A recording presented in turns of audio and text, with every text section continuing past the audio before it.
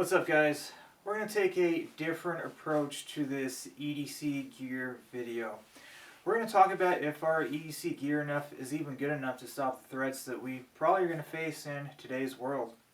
You don't know what could happen when you walk out your door. Could be in the middle of a mass killer event, some deranged individual, probably heavily medicated, just intent on getting the highest body count possible. Could be more than one. They could be armed with rifles, possibly even body armor. If that's the case, do you really want a micro compact and no spare magazine if you're in the middle of that situation? I know I definitely would not. Maybe it's just civil unrest or even a without rule of law scenario. It doesn't have to be nationwide. Could just be local. So in this video, we're going to take a look and question our EDC. Let's start with the medical items first. I'll show you what I carry. I used to be the kind of person that would just carry the tourniquet, and honestly, I didn't carry any kind of medical up until about 3 years ago maybe, until I realized that I was seriously lacking the capability to attend to myself or others. So I started carrying a tourniquet and eventually started carrying a small package of Quick Lock. Then I actually had to use this stuff, and I realized it works, but it doesn't really go a long way. So that's what led me to start carrying a package of Z folded gauze instead. And I will actually carry this together and throw it in a cargo pocket. So if I need it, I can reach it, and it's always in my same cargo pocket. With this, I can stop bleeding on an extremity, or I can pack a wound, which is, pretty decent capability for the average person out there. Just attending to yourself or someone else until you can get them to a higher level of care. Now let's talk about a tool everyone should have regardless who they are and if they even carry a firearm or not. And that's a very bright handheld flashlight. This is a 500 lumen Streamlight ProTac. I do have the 1000 lumen too. Probably going to start carrying the 1000 lumen because it's brighter, has more candela. These can actually be used as a weapon, and they're actually used as a weapon a lot in this country. You have a very bright light. You can shine this in someone's eyes, making it pretty hard for them to see. Then you can go around them or even go in for a bezel strike, which is, pretty sufficient at doing so because it does have a nice metal bezel to make contact with their head, temple, wherever you need to do it at. You can also use this as a tool, the utility aspect of it, or you can use it in combination of your firearm if you do not carry a weapon light.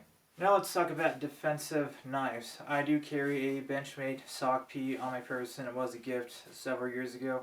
I do like it. The primary reason I do carry it is in case someone actually tries to take my primary weapon. So if someone's actually trying to take my pistol from me, what I want to do is retain it with my right hand. If they already have it in their hand or they're grabbing it, I'm going to chain their hand over my pistol, reach around with my left hand, pull it out by the ring, and then they're going to get this while I go for my pistol. And hopefully after it's sticking out of their neck, I can back up a few steps and pull out my primary weapon. I used to carry a basic pocket knife until I realized that I can just carry a multi-tool, and it wasn't too much heavier than a basic flipper knife.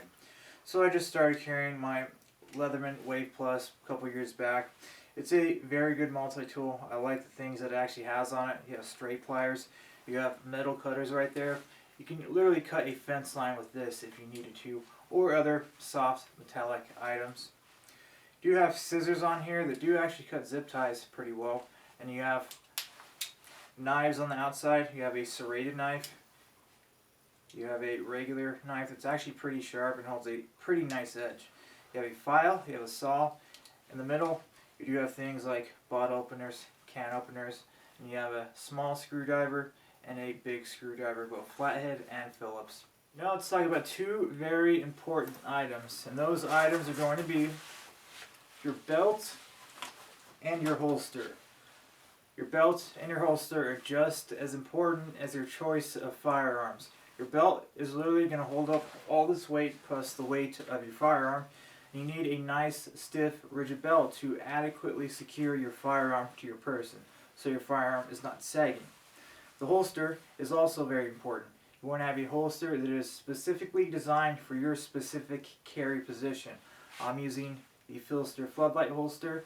It's designed for the appendix carry position. I also have a spare magazine right here and a magazine holster. I think having easy and quick access to a spare magazine is very important. Let's talk about how many spare magazines you should actually carry on your person. Well, I've always carried at least one spare magazine on my person, and that would be in my waistline. But I do also carry another in my pocket and have been doing so for about 4 years now. The reason I do that is not only to have more ammunition, but that's not really the main purpose. If your adrenaline starts pumping, you will fumble, you will make mistakes. And there's plenty of videos out there of police getting in shootouts with a suspect, and they're shooting at him and they accidentally, unintentionally eject their magazine on the ground. And they go for a spare. Sometimes they put that one in backwards. Maybe they get it in the right way. Sometimes they will eject that one a second time and even a third time. And I've seen videos where they do that and they're literally on the ground looking for the magazines that fell on the ground. So I prefer to have a few spare magazines. Let's talk about ammunition consideration. My personal favorite is going to be Federal HST. I like to have the 124 grain plus P because that has basically a very similar zero as my training ammunition, and the recoil is similar. My training ammunition is 124 grain 9mm NATO. Hollow points are great, but some applications may not dictate the use of a hollow point. Certain situations, penetration may be best, especially if someone you're trying to engage with is behind some type of medium. Maybe they're wearing a bunch of layers, maybe they have a nylon plate carrier on them with no plates inside, and you need to make sure you can adequately penetrate that medium and still have enough energy left over to deal with the initial threat. So I do like the Underwood Extreme Defender or Extreme Penetrator. These ones are 90 grain plus P, 1475 feet per second. Definitely nothing to scoff at. And what I actually do is I will load 2 magazines with HST and I will load 1 magazine with this. So I do have options because sometimes more options or more tools in your toolbox is the best thing. Now let's talk about the firearm itself. I have a philosophy with concealed carry pistols, and that's I'm not going to carry any gun I'm not willing to get in a gunfight with. So I'm not going to carry a Glock 43 or a SIG 365 because I literally do not want to get in a gunfight with either one of those pistols. Do you want to face a guy who has a full-size gun, even a rifle? Even if you out-train him and outrank him, do you still want to get into a gunfight with a very small pistol? I know I definitely do not. And if I can't stuff a rifle, a plate carrier, and a pair of nods down my pants, I want to carry the most lethal and capable pistol that I can actually carry. I personally only carry a full-size gun now.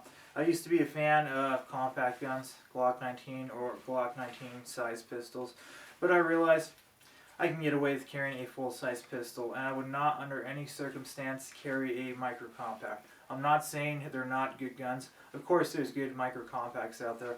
All I'm saying is I can shoot this pistol more accurate quickly. Sure, I can take a micro compact and put some very accurate shots downrange, but I can do so with this pistol much quicker. And when it counts, you need to get rounds downrange on target very quickly, especially if that person is armed with a rifle. Maybe there's multiple attackers, so that's the reason I carry a full-size pistol. 2 accessories I like to have on all my pistols is a red dot and a light. I like a light because I can illuminate what I'm actually shooting at. I'm not going to go searching for a target to shoot at with my light, but if I can actually flip this thing on before I engage someone, it's going to make it easier for me to see that person, and it's going to make it hard for them to actually engage me back when they have a very bright light shining directly in their eyeballs. There's other benefits to having a light as well. It can function as an impact weapon, maybe even a standoff device, so it's harder to actually push your slide out of battery. And it also acts as a weight underneath that frame and that slide, which will help your gun track faster and shoot flatter. I'm a firm believer of red dots on pistols. It's a simpler, better way to actually shoot your pistol, and it also promotes a very situationally aware, both eyes open, target focus type of shooting, which I also am a firm believer in. Gives you a nice, single, crisp aiming point, and it does benefit when you're actually shooting targets out at distance. That's where it really comes into play. And with the way things are nowadays, you never know. You may be at a mall and need to actually take a 40-yard shot. Whatever pistol you decide to carry, only you can actually make that decision, but whatever one you actually carry, make sure you're actually shooting that pistol more than you're shooting your other pistols. Currently, This is our most important gun because this is what we take out in the world with us and would have it with us if a need actually arose. So make sure you're shooting this and training with it. And if you're not shooting your small subcompact or micro compact, start shooting it more or get a better carry gun that you'd actually be willing to shoot. Something that's equally as important as the gear itself is where you actually position that gear.